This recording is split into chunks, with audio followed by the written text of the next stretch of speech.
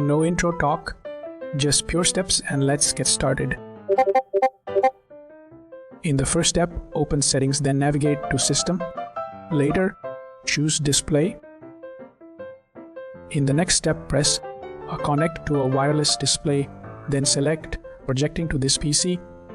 Then change the setting to Available Everywhere. In the next step, get SpaceDesk from its official website on your PC. After that, install and launch the program. Then make sure it stays active in the background.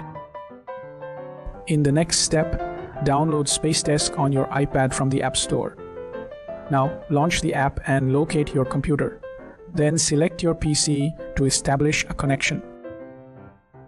In the next step, use Windows display settings to extend or mirror the screen. Then modify resolution and screen alignment if needed.